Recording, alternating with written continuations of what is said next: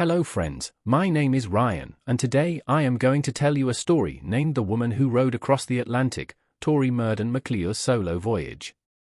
This is a truly amazing story, filled with twists and turns, and I promise you that by the end, you'll be left speechless.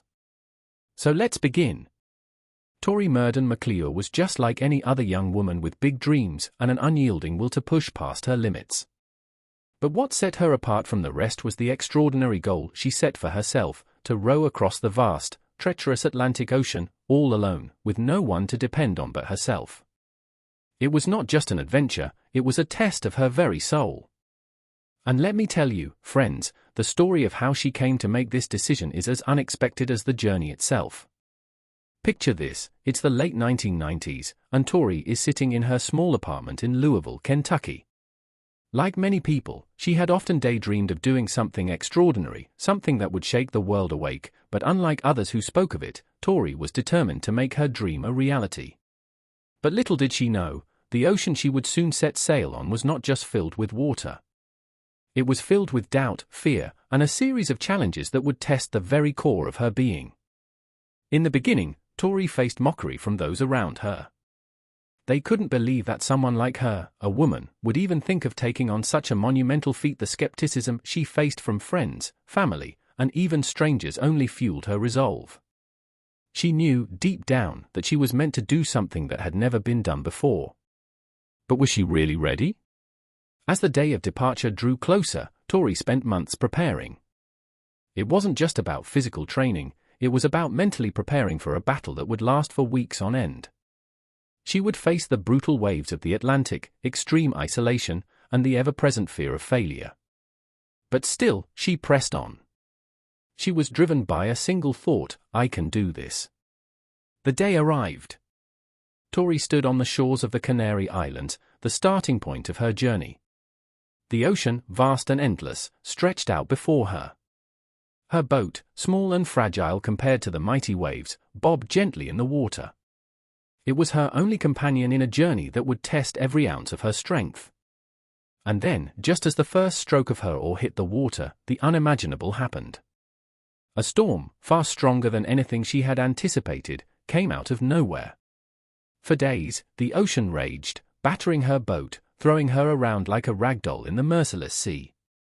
Tori, exhausted and scared, could barely keep her head above water. The isolation was suffocating, and every wave that crashed against her boat seemed to whisper, "You're not going to make it." But she didn't give up. Her struggle wasn't just against the ocean. It was against her own mind. The loneliness was unbearable. For days, she fought the internal voices that told her to turn back, that it was too late, that she would die out there. The sea, a silent and powerful adversary, showed no mercy.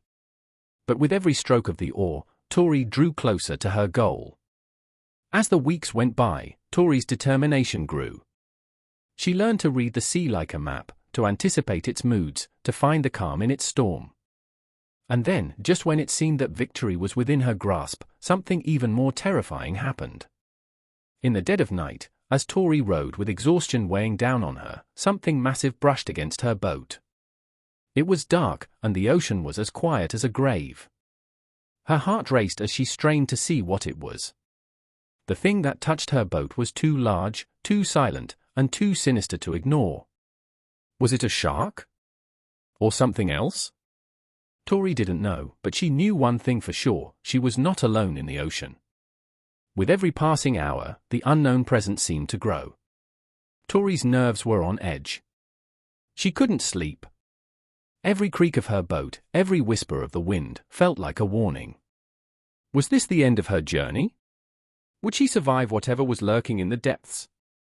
But then, just when it seemed that the darkness might consume her, something incredible happened. Tori saw a break in the storm, a clear sky, stars above, and the promise of land in the distance. She pushed herself harder, rowing with every last ounce of strength she had left, not for herself, but for the spirit that had brought her this far. She was almost there. And finally, after what felt like an eternity, Tori Murden McClure reached the shores of Florida, exhausted but victorious. She had crossed the Atlantic Ocean, solo, against all odds. The world watched in awe as she stepped onto land, her body beaten, but her spirit unbroken. But the true twist of her story, my friends, isn't just that she succeeded, it's what she found in herself. Tori had faced death, isolation, and the overwhelming power of the ocean, and she emerged not only as a survivor but as a symbol of the unbreakable human will. Her story doesn't just end with her triumph. It's a message to all of us. When the world tells you it's impossible, when the storms of life seem too much to handle, remember Tori Murden McClure. She didn't just row across the Atlantic. She rowed across the boundaries of fear, self-doubt, and what others thought was possible. And if she can do that, what's stopping you? Thank you for listening to this incredible story, friends. If you enjoyed it and want to hear more amazing tales like this, don't forget to hit that subscribe button. Stay inspired, keep pushing your limits, and remember, the impossible is just the beginning.